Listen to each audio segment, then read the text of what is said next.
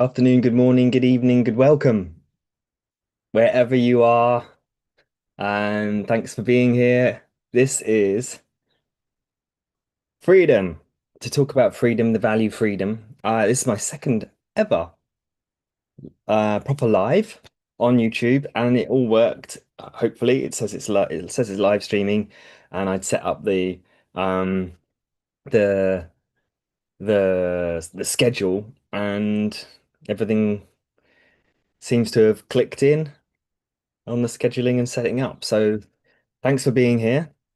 And the last time I talked about values in as highest values, why the importance of highest values, and um the the the idea that there when we are connected to our sense of highest values, they cover a lot of all the other values. So there's this umbrella of valuing.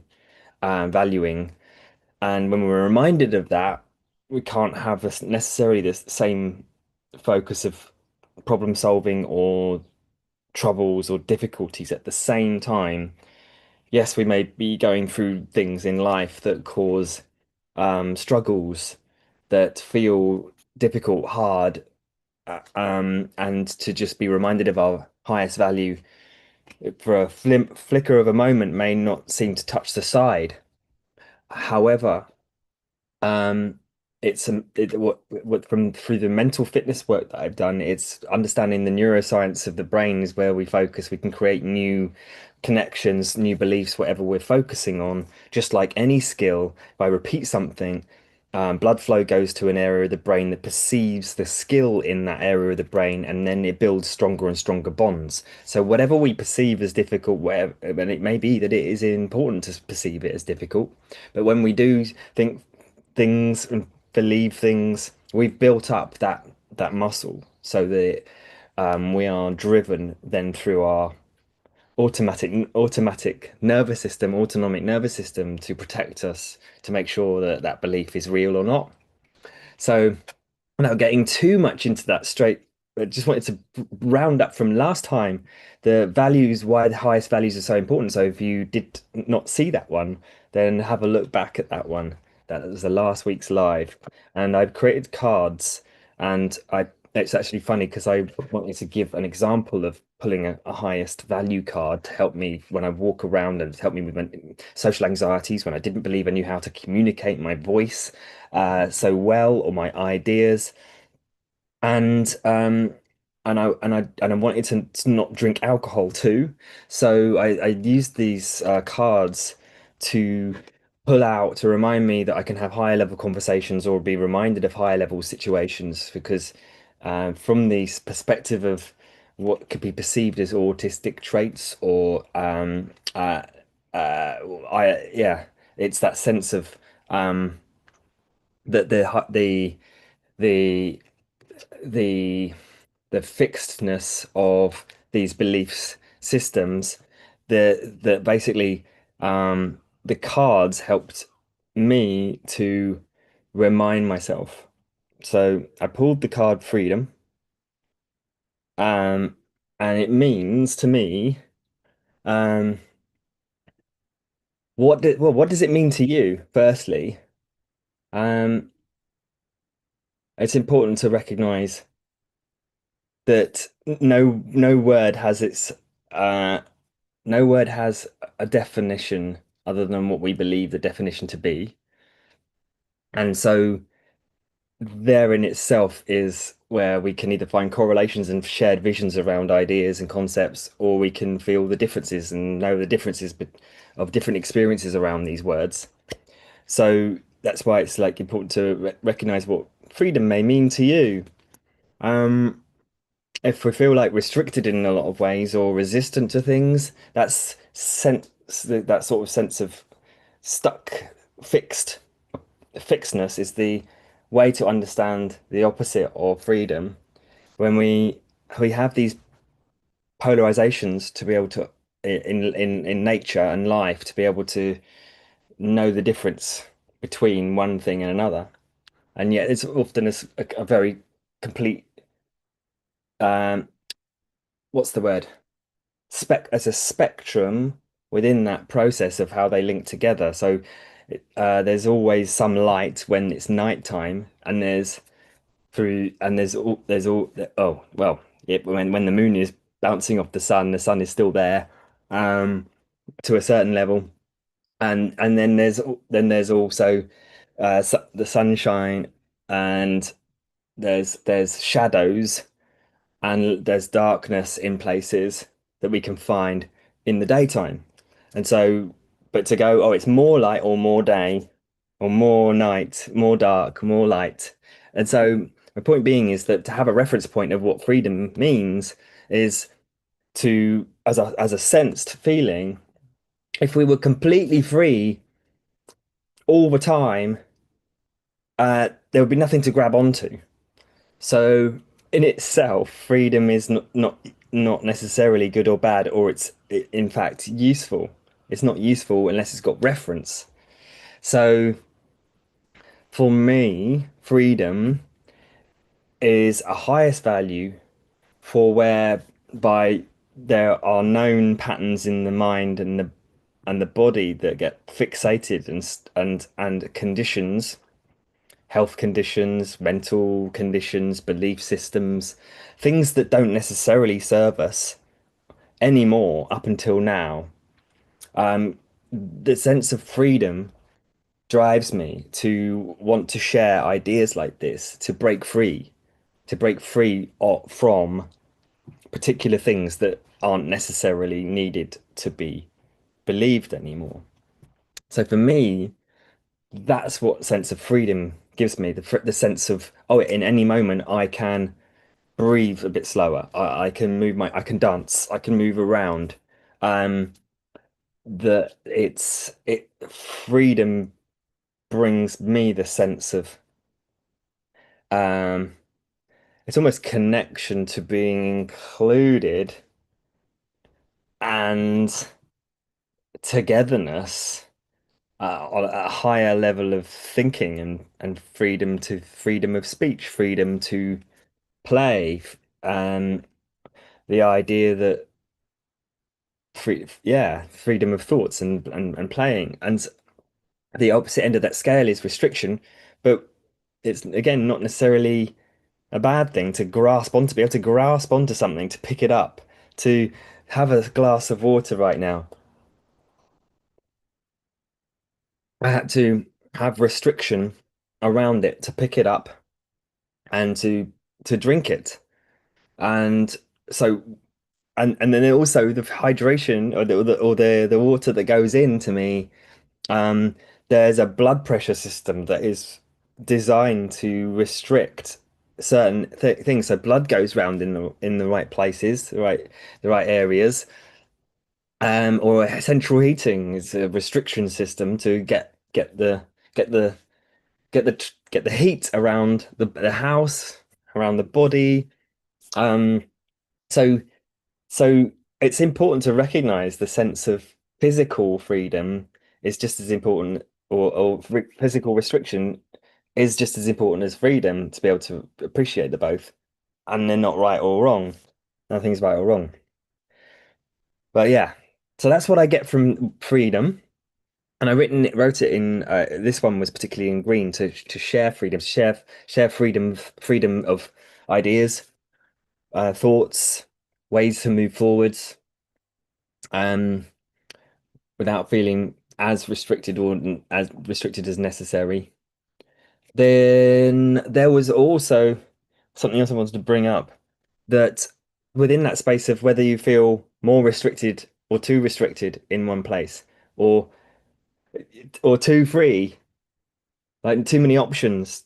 There's too many options to think of. There's a sense of like scatter and things being too free, or too restricted, no choices, not enough choice.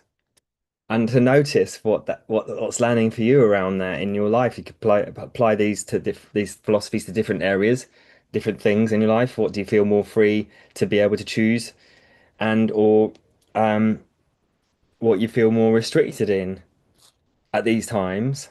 Being kind to yourself, looking at it from a non-judgmental point of view, is important. to zoom out a little bit and not just be stuck in it whilst you notice those things. And that can take a bit of relaxation, um, and reflection time.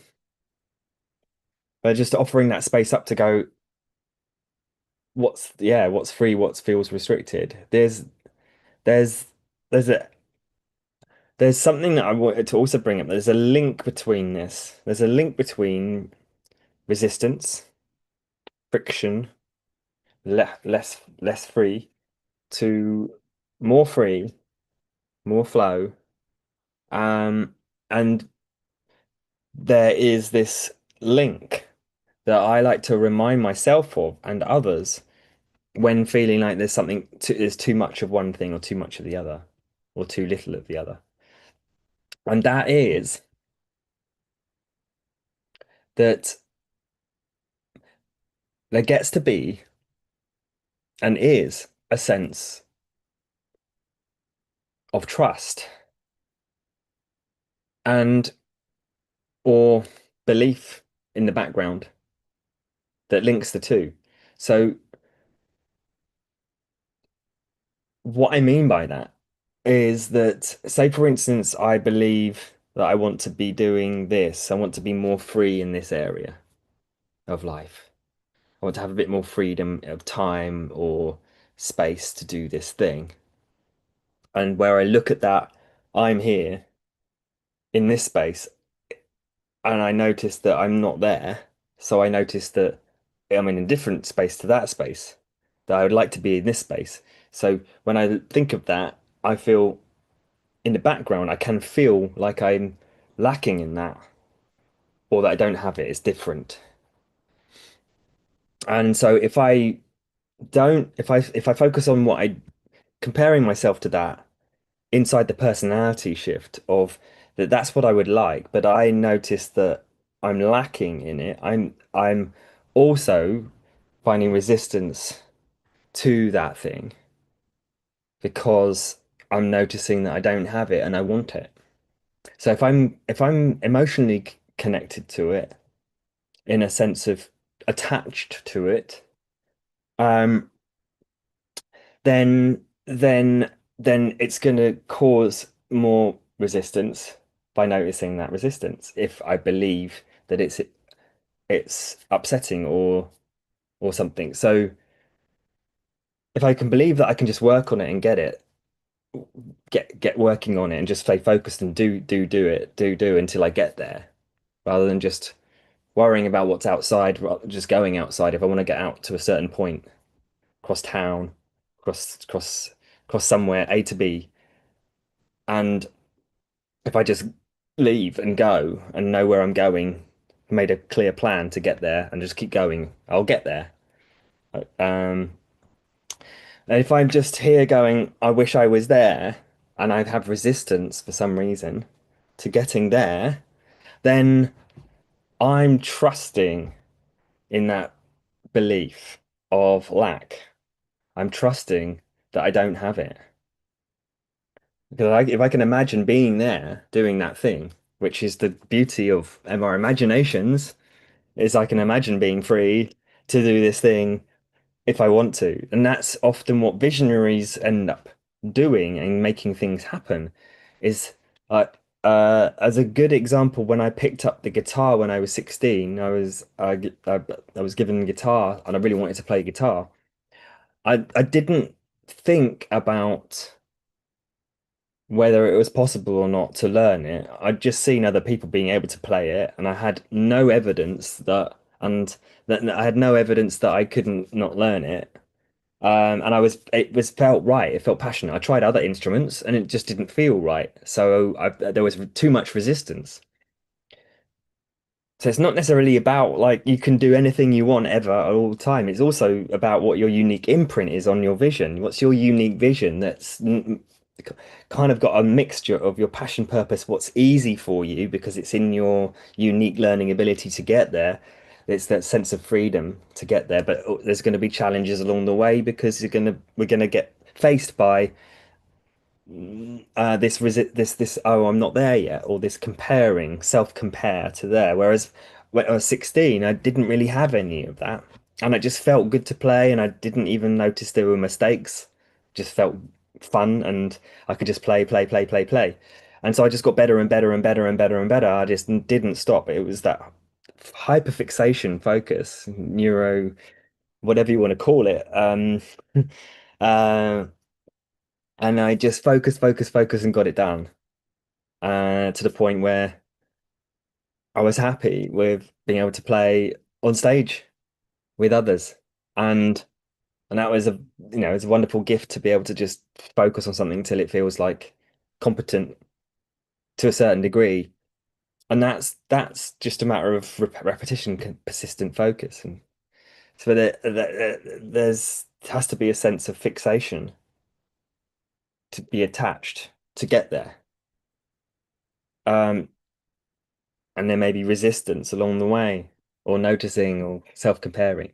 So so but the freedom to the freedom to imagine what you do want without the comparison, without the attachment to it, is so important.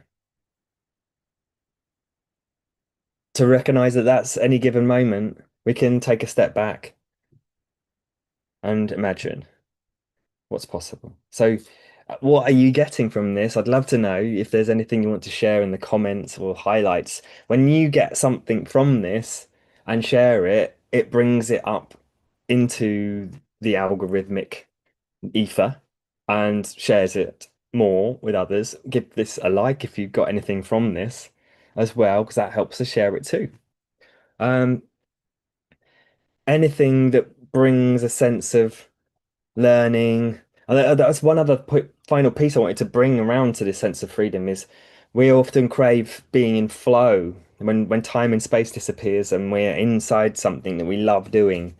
Uh, and skills learning, there's a challenge to the skill because it's something we can't do to what we can do. And within the space of what we can do, we can play and be in flow with that. If there's not enough challenge to set ourselves a certain level of challenge to see the importance in making it happen, the urgency and the importance to make something happen, we won't necessarily bother. The blood pressure's low, it's tired, or it's like, if I don't, what happens if I don't do this? What happens if I don't do this? Whatever happens if I don't make this thing that I want to happen? Will I be able to? Will I be happy? Will it be better for me to, or is there something even more important? And remember, what we're trusting in, what we're not doing, and what we are doing is important to recognize that it's always a leaning, there's always a belief, and there's always a leaning towards us trusting in what you're thinking and feeling, even if you don't like what you're thinking and feeling in that moment. You're still trusting in it, otherwise you wouldn't be thinking in it. So it's just a pattern of to notice and just start to give less weight, less energy, less focus, less automatic importance to the things that we don't need to focus on and focus on what we do want to create. And remembering that what happens if we don't do that, or will we be happy, or is it because we're not clear enough? When you get clear on your vision and you imagine it and you can imagine yourself doing it, even if you don't know how, that's visionary creativity compared to just functional creativity. And the flow cycle, it's always going to get challenging because we're going to wind down out of a flow cycle. We can't just keep going and going. We have to sleep, we have to rest.